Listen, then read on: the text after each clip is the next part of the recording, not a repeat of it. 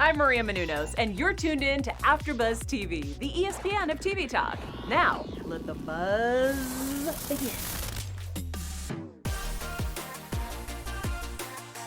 Is this the 60? Is this the 60? Is This this is it. Hi, everybody. I thought we were doing something first. Okay, fine.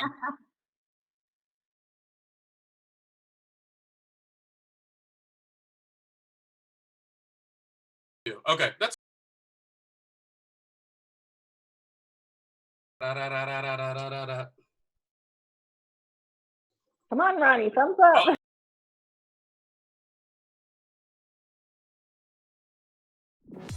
I'm Maria Menounos, and you're tuned in to AfterBuzz TV, the ESPN of TV talk. Now, let the buzz begin. Welcome. A podcast about JLo. Let's get into it. How is everybody feeling? I'm sure you're feeling good. I'm sure you feel with your hands, which my grandma used to say. Welcome to AfterBuzz. This is a podcast where we talk all about JLo. My name is Ronnie Jr. I am here with Fallon, Mercedes, Brock. How are you, Fallon? I'm good. How are you? What kind of JLo mood are you in today? Tell me. I'm in like that Super Bowl JLo mood where she's like climbing the pole on top of the world. That's the type of mood I'm in today. All right. And with the silver tie shining on everybody, stunting on all them hoes. Russell Ray Silva, what kind of JLo mood are you in today? 2011 Grammys glass dress JLo. Because she wanted everybody to have a little bit of a reflection off of her. So I'm going to let y'all reflect off me today. Okay. I like it. He's shining. Our team is always JLo glowing. We're going to get to our special guest in 1 second. My name is Ronnie Jr. I am in a JLo glow when she rides the 6 train. You know, she got the tight jeans. She's got the little coat with the Yankee hat. In the background, I might have a Yankee hat if you look behind me. Anyways, that's neither here nor there. So that's the kind of JLo glow I'm in. Now, today's topic is going to be all about dealing with quarantine, work-life balance. You know, we tend to make this show all about Jennifer Lopez, but we really wanted to kind of talk about what's going on now and how you push through. So we thought we'd get a special guest. Special guest is dancer / a bunch of other things, but I'll let him say it. We've got Matt Day from the Bay. Hey. Hey. What's going on, y'all? Hey, official JLo dancer. Like you've been with her. You've done some stuff. Yeah, past 5 years. So it's been a good run. Matt, tell me about the JLo glow. What type of JLo mood are you in today? We all let you know. Yeah. I'm in the kickback, quarantine, comfy JLo mood. You know, I'm looking at the pictures they post and they kicking back. I'm in that mood. You know. We got it. We'll talk about the hot topic in a minute. It's called All JLo All the Time, which Russell Ray will be breaking down. But Fallon, do we have any JLo news before we get our conversations going? Yes, we do. World of Dance is going to come back on May 26th, which is going to be interesting because they haven't really fully announced how it's going to come back, if they pre-taped or, you know, kind of like some of the other shows that we're seeing where people are singing in their living rooms. So it's going to be interesting to see. Matt, have you watched her show, World of Dance? Yeah. Do you have any insight of how it's going to come back this season? I can't share how it's gonna come back because I gotta wait for it to come on television. But I do know how it's gonna come back. So yeah, it's gonna be a good one and it'll be worth watching, in my opinion. Could you see yourself being one of the judges on that type of show? Yes and no. Yes and no. Why is that? I think that I would do an amazing job. You know what I mean? But I'm a hard ass. Ass. You know, I'm gonna get at you. Like, if it's not clean, clean it. If you're not being a star, I need you to be a star. Like, this is your moment on stage. It's yours, not mine. So shine. You know? Not only are you a dancer, you're a choreographer too. So you probably really are like tough on those steps. Yeah, I mean, you have to be. You know, like when you go on the road, you're doing 4 or 5 shows a week, 2-hour shows. You know, so like you either are going to step into your light and be a star, or you're always going to be in the background. You know? Wow. And you need that hard ass energy, not just on the judging table, but just involved in the production. Because I remember interviewing on a show that I work, Latin Nation. We interviewed the kids, Industry Labs, and they went on to win another season. So basically, they were on one season. They went back to their normal lives, got back in the lab, and they came back and won, and then went on tour with her and all these things. So really, when you think about JLo and the people around her, I think it's a level of dedication that just is really, really strong. So for you to have that type of like, I gotta give it to them the way it is, it's only gonna benefit them. And that's a perfect example with those kids. Most definitely. Yeah, I mean, and the lab is phenomenal. Like those kids are mind-blowing, you know? Yeah.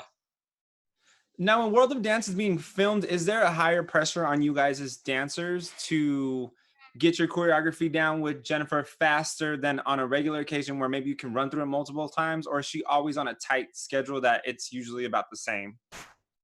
She's always on a tight schedule. I believe when when the lab came in, the added pressure was more so like you have a group of young people who don't tour, and you have a group of young people who this could or could not be their dream. And this is an opportunity for them to learn.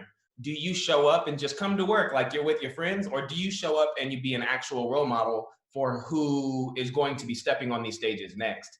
So I think that's the only time that you get a real extra pressure or any extra push. But when it comes to just learning and getting it how we got to get it, we all have our own methods. Of course, we would all like to be tight and crisp and all have it together at the same time. But for me, I'm a slower learner than some people. Some people are quicker learners. So for myself, I'm going to be in my bag.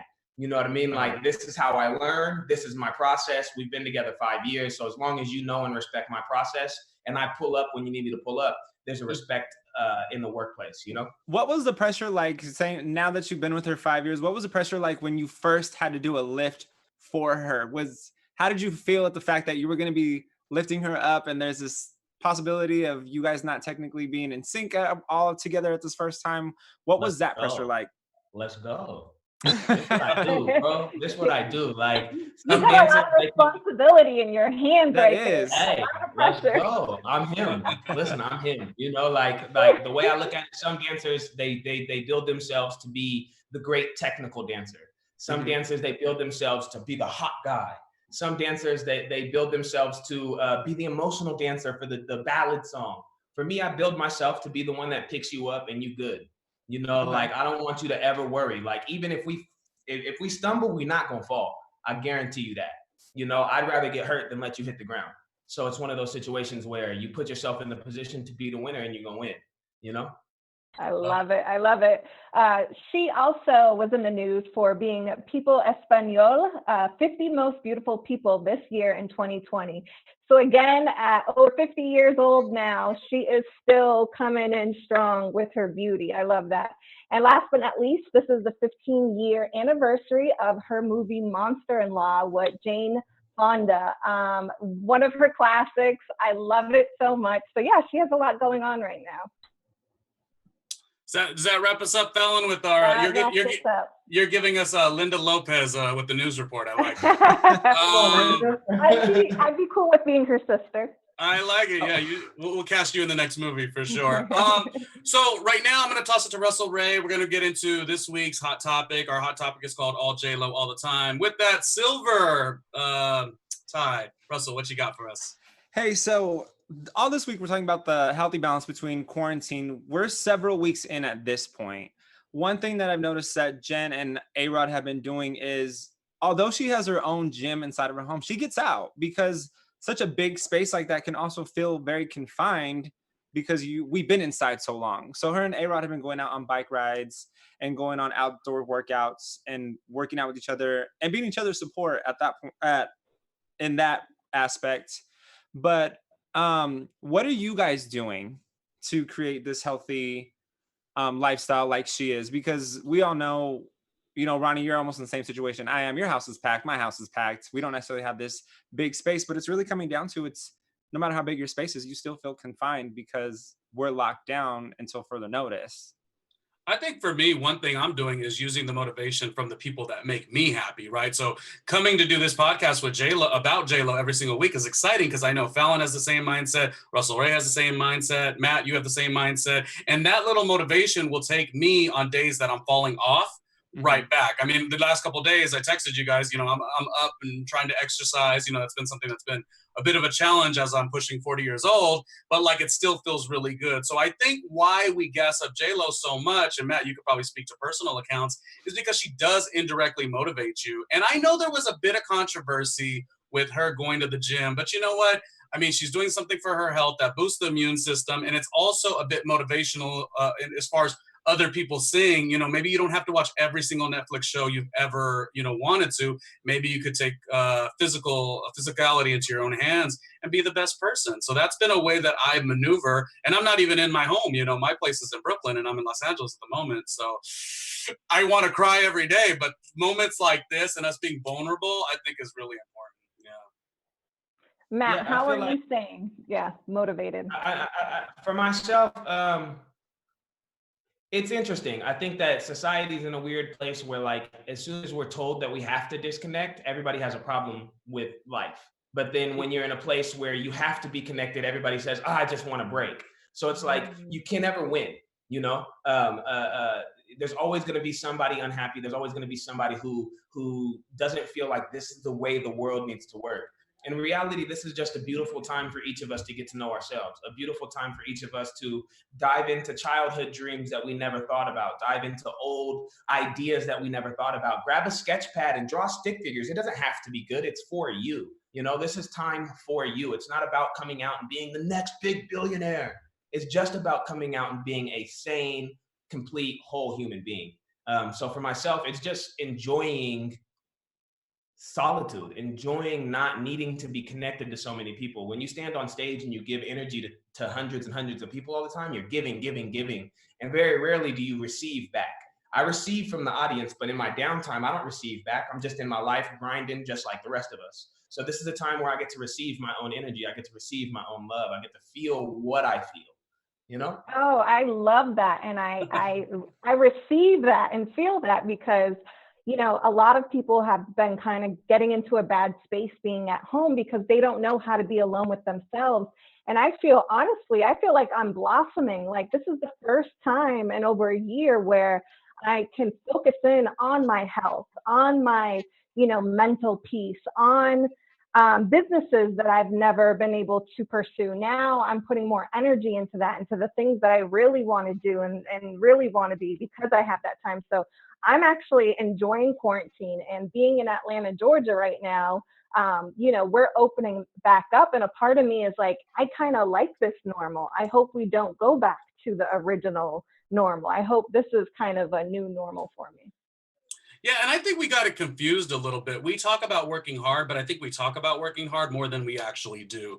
And that's something that I see gets a lot of applause. You know, if we say we're doing 36 things, but they're all dumpy, like everybody claps, which is really weird. And I think, you know, I was listening to a documentary or an interview rather with Andre Leon Talley, the fashion gentleman. And he talks about, you know, it's not about anything other than knowing what you're doing, you know, knowing the product. So if you want to design, you can't just know about Chanel. You got to know Coco Chanel and the little black dress of what she was wearing, the bistro she was eating at the time, who she was taking as a lover. Like, I do think this is a really beautiful time to reshift. Like, it's been very valuable to me. Russell, how have you handled it? I know fitness is super important to you. Is that something that's kind of been a saving grace for you? You know what? It has been, but I've also been taking a spin on my mom's Mexican recipes, right? Because as a Latino, you know, rice and beans come with almost every single meal. There's a lot of salt involved in every single meal. And the fact that my mom is Mexican Italian, I really have to fight against all the extra carbs and all the extra sodium. And it's been fun for me because my niece and I will cook in the kitchen. We'll do cauliflower rice, throw it in the oven, which you guys will see how to make that tomorrow. And make that pivot, as well as I am working on a script that's centered around Latinos, because in the industry, we're only really represented 4.5% in speaking, acting roles. So I feel like there needs to be leverage, and there needs to be people like myself, like Jennifer, like Mark Anthony, who really leverage for the community. Because I mean, I think we're at a time now where we can all shine, and there's enough room for everybody because we have Netflix, we have Hulu, we have Amazon. There's more than enough platforms for all of us to shine.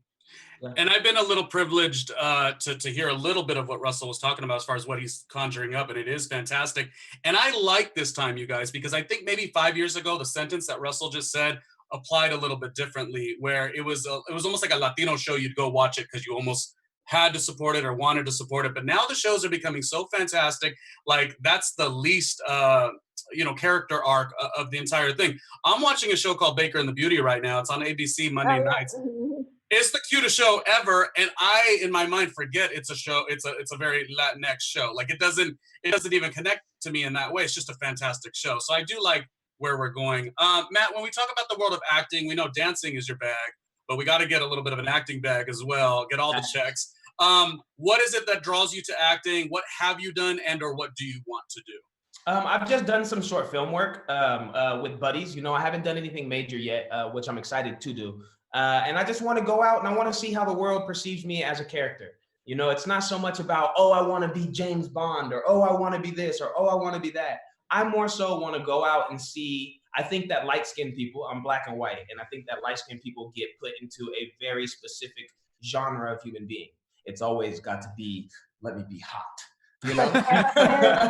Tyler Perry classic. Yeah, it's always the same thing. And I think that I would love to break the mold. I don't come from the typical background of like, let me be the hot guy. I wasn't the hot guy in school, you know, like growing up, like my shoes were messed up. I wore turfed clothes. Like they were all like, I was poor. Like I was just a little poor, couldn't get haircuts, all of it, you know? So it's like, I would love to change the dynamic of what people see mixed Americans, light-skinned, mulatto individuals as. We can be a little bit more dark and sinister, but we also can be the charming love interest, but we can also be just happy and joyful. You know what I mean? Like we can go through all of these different emotions as well. We don't have to be this product. Yeah. So I just want to be able to get out into the world, share stories that are close to me, and be in TV shows that either really push the idea of what a character is, or something that hits me deep down in my heart as far as something that I relate to. The further a character can be developed, the better, or the more it can hit somebody and make them cry sitting on their couch. You know, you mentioned, oh, sorry. Do you want to go first? No, Fallon? go ahead. You mentioned with humble beginnings that you started with humble beginnings, whether it's your shoes and your clothes and the way that you were brought up.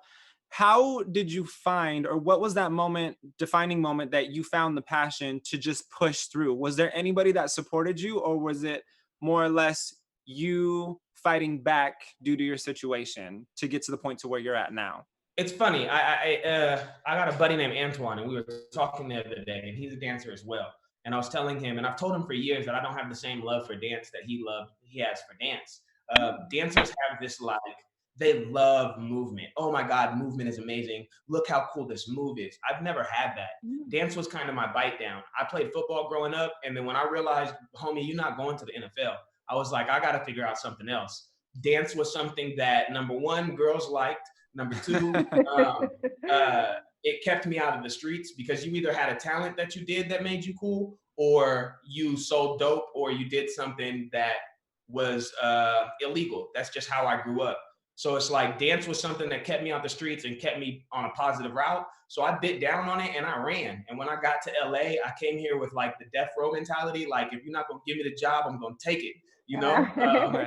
And I just learned a lot through it. And I had people that supported me from afar, like, go get him, Tiger. But there was no like support, you know? I just moved out here in my car, and I lived in my car on and off for like the first 2.5 years, you know? So, it just, you get out here and you make it happen. If you want something in life, you got to do it. And if you don't do it, then you're going to sit back and complain about not doing something for the rest of your life.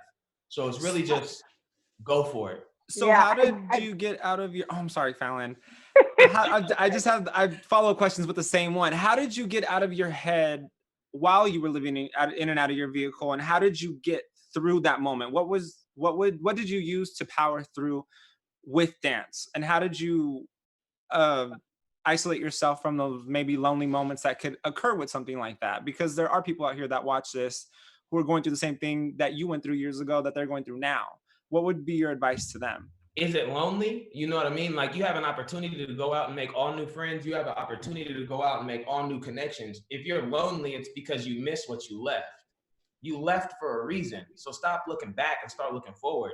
Yeah, it's going to be hard to move forward, but you left back there. So why are you going to cry about what you don't have no more when you're trying to go get something that you've never seen?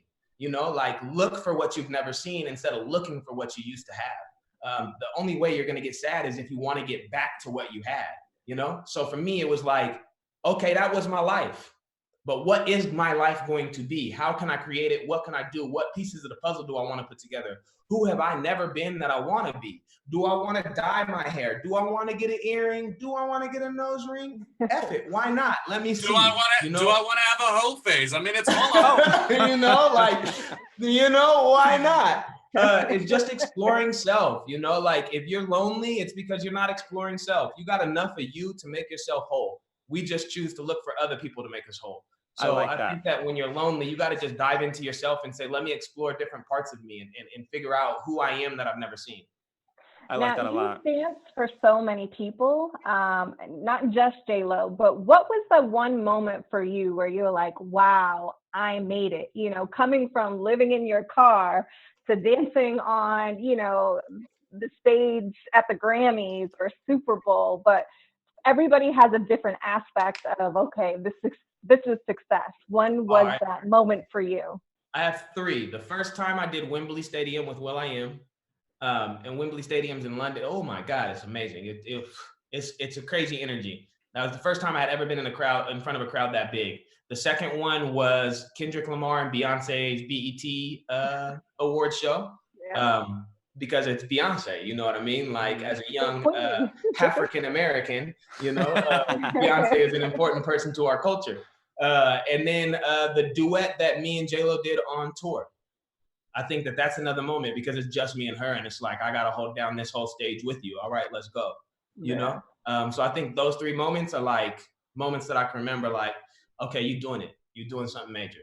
Yeah. Of the it's the birthday tour. Yeah. Do you have any cities that stand out for you? I was at the MSG one. Okay. I was at the one that the lights went out. Man, and it was already hear about it, bro. No, but I think we got really loopy going to the Monday show because, you know, it felt like it was bad, but it was good, if that makes sense, you know? Yeah. I really didn't think it was actually, I was telling Fallon and Russell last time, I didn't even think it was actually happening.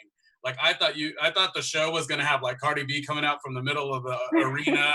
I thought like Fat Joe, like I thought it was the trickery was happening, but then lo and behold, I instantly jumped to like, something bad happened and I got to go. Funny. Okay, so you've worked with JLo, you said, for 5 years now. That is a long time, and you've one of her principal dancers. You have, you know, certain duets with her that you do.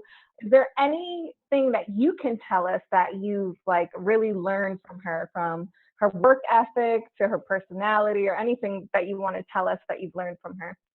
I think, in my opinion, the biggest thing that I've taken away is what work ethic actually is.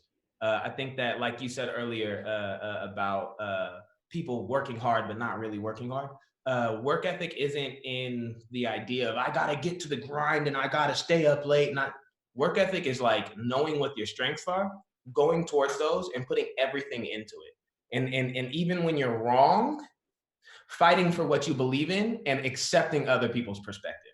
I can accept your perspective, but I'm still going to fight for what I believe in. I'm still going to be who I believe that I need to be. I mean, like Jay got pushed back on the Super Bowl because of the stripper pole. But at the end of the day, if we want to talk female rights and equality, are strippers not women? You know what I mean? Like, why is this demographic of human beings any less than any other demographic if we're pushing a message of equality? It shouldn't matter who or what it is. It should matter that it's being represented, and everybody deserves representation. So I think that because she understands that, she knows what her strengths are, she knows who she can reach, and she knows what's important to her, and she's going to stand for it. And I think that that is the idea of work ethic outside of go out there and work hard, you know? It's more so like, what do you want to put your intention into instead of just working hella hard for no reason? Yeah. Did you guys hear him? He called her Jay. Yeah. That's how like we're calling her JLo. He called her Jay. That's my homegirl. That would be weird. Like if that's weird to call people their stage name in human life. You know? Yeah, no, I get it. Matt, can you tell me about what that vibe was like for you getting ready for the halftime show? We see little clips and videos of her, you know, boxing and sort of just being in her head, ready to just tear it down. What were you guys like? Like, how was the feeling? What do you guys do? Do you do like a little huddle? Like, how does that work? Kind of, like I started preparing 3 months out. Like 3 months before we started rehearsal, I started preparing myself. I already knew what we was about to get into. We're talking 6 days a week, 8 to 12-hour rehearsals. And you're on your feet the whole time, and you got to go for it. You got to be full out. You got to perform it. You got to do it. You got to stretch this way, stretch that way. When you have days like that, you don't really have the opportunity to get into the gym and rebuild the muscle that you're tearing every day. So I started 3 months before we even got into rehearsals. And really, it's just a matter of waking up, getting after it. Like you get about a month and a half into rehearsals and you start to lose the joy. Like, I'm so tired of hearing these songs. I'm so tired of week. You know what I mean? Like, and that's no diss towards the music. It's just reality. If you hear it every day for 8 hours, you're like, all right, and I think when we need a morale boost, it's kind of up to yourself. I can't walk into a room of 30 people and ask them to pick me up. I have to walk into a room of 30 people and I have to be a pick me upper. You know what I mean? Like, I have to bring that energy. So if that means I got to wake up a little bit early and have a pep talk with myself, I got to do that. If that means at night I shouldn't have those 2 beers, I should just eat my little chicken and rice and go to sleep. I'll eat my chicken and rice and go to sleep, And I think that is more so our energy, instead of like, let's powwow and let's come together. I wish it was that. I grew up in sports, so I wish we had the huddle and it's like, let's go. But that's not the energy of dance. So yeah. I have a question. I hope it doesn't sound, well, I'll just ask it and you can answer. So you grew up in football. So obviously that's such a big deal to you, but you're from the Bay Area. Of course, standing with Cap, what does that feel like? Was there any internal conflict about being at the Super Bowl when the Super Bowl does get a lot of, NFL in general gets a lot of opposition? It's something even as a viewer, I was like kind of struggling with. I mean, I'm not a sports fan, so it really ain't gonna mess with me. But at the same time, I don't like to support things that, had that connotation. Yet it's 2 beautiful, talented, hardworking, long career women, Latinas at that, that are taking the stage. I just want to know how you felt about that, because you are from the Bay Area. Yeah, I mean, like, I'm all for Cap. I believe in taking a knee and making your stance that way. I'm all for it. When that was going on, I had a really good friend named Gage, and he did a few tours in Iraq, and he did like the interrogation of terrorists. So he's like one of the guys, and we're talking about it, and his mind frame is, I believe in the cause, and I hear you. But the same way he's taking a knee for his brothers that are dying in the street, I'm saying I'm not going to take a knee for my brothers that died at war with me. So it's like we're going through the same thing. It's just people can't see that we're not dissing each other. We're not dissing the military or USA. We're saying that there's an issue, and this issue has to be taken care of. With that being said, I also believe in, like how Jay-Z said, like, we're past the point of talking and past the point of posting an Instagram post. Like, I come from those cities, you know what I mean? Like, I got a friend that got killed by the police, shot 31 times by the cops, like, I come from that. I've seen it with my own eyes. My daddy was a drug addict. I've seen him get beat by the police. So it's like, I've seen this in real life. And when I talk to people, a lot of the loudest people have never witnessed it nor been around it. So it's like they're loud for a cause that they're not even personally affected by in real life. So it's no real thing. It's just something they watched and they want to feel about. So for me to go do the Super Bowl, like, I'm personally connected to this. This really my life. Like, I really come from this. I really got friends that are incarcerated for life. And they call me like, bro, keep doing your thing. So my friends that are incarcerated for life, or my friends that are no longer here right now, they would rather see me on that stage than not see me on the stage, because I want to make a stand, And I think that it's more powerful for me to be on that stage and show young people and show young males and young females that, like, yo, your dreams can come true. You know what I mean? Like, don't throw your dream away because you want to make a stand for the community that might not stand behind you, So it's like, you got to follow yours, you got to build your platform, and you got to do you, and you got to take whatever flack comes with it, Yeah. Exactly. And, not for anything, but JLo did make a stand for something that she was, she was passionate about. She had Emmy come out in cages, so it's not like I love that she used that to have a voice about something that she's passionate, just like Cap. He used being a football player to get down on one knee to have his voice and something that he's passionate about. So I do love that, you know, she used that opportunity with you dancers to do something about something she's passionate about. Most definitely. If we don't step into the dark, how do we shed light? If all I'm doing, like, okay, so for me, what's really important to me is the Black community. If all I do is scream at the Black community what's wrong, they already know. They're going through it. So I gotta go and step into different worlds, and instead of screaming, I gotta talk, and I have to adjust my vernacular, and I have to kind of shift a little bit to make people a little more comfortable, so I can make them uncomfortable. If I just come in and I'm like, I'm making you uncomfortable, don't nobody want to receive that. Mm-hmm. But if I come in and I'm friendly and I'm nice and I allow you to 100% have your perspective and your views, if there's a man who's racist and he wants to spew his racism, yo, spew it in front of me, because at least I can take it and I can have the conversation with you. You know what I mean? Mm-hmm. So I would rather put myself in a position to have to deal with real people's demons rather than allow them to look at me and say, well, he's against me. Nah, I'm right here for you. I'm not with you, but I'm for you, you know? Mm-hmm. And it's a bit cliche, but it is, yeah, put it into the work, put it into the art. Some of the darker times, you think about some of the things going on in the 80s, like some of the art that came out of it was actually very powerful. Let's shift things to something much more fun. We talked about fitness. How in the heck do you keep your 8-pack abs? I believe we have a photo. I was waiting on that question. You know, the thirsty hoe that I am, I had to ask. Especially between 10 and 12-hour rehearsal days. Come on, but when you're not rehearsing, how do you stay fit? Are you dancing just to stay fit, or like, what's your quarantine regimen right now? Mm-hmm. My quarantine regimen, that's hella funny that's the photo y'all chose. My quarantine regimen, man, I just go into my backyard and I get it in with the bands. You know, I have a hill by my house and it's like a 2-mile hill, 1 mile down, 1 mile up. So I'll walk down it and I'll run parts of it on the way up, you know? And it's just trying to listen to my body. I'm not one of the fitness people where it's like, I need this to poke out and that to poke out. And what hurts, what doesn't feel good, what feels weak, let me strengthen that. So I just try to listen to myself and have synergy. I'm not really one of those gym heads that are like, I'm in here getting it. That's a pretty good impression. Now, I know you said earlier that you have never been truly passionate about dance. It's just something that you were gifted at. So can you tell us what you're passionate about right now? And are you using this time to make that transition into those things?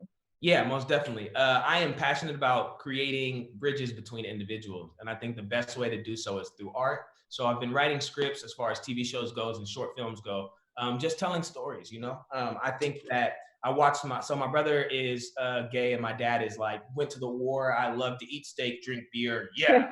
Wow. You know? And I watched them not have a relationship when we were younger due to just difference in perspective of the world. Not any kind of hate, just didn't see the world the same.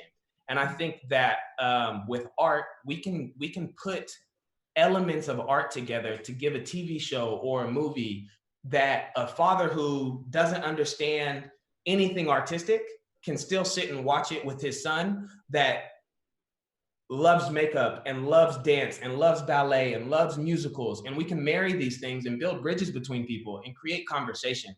So I've just been working on scripts that do that. You know, a lot of creativity and a lot of like, imagine if Power or Rambo had a musical. I know it sounds crazy, but what if you could bring art into those worlds?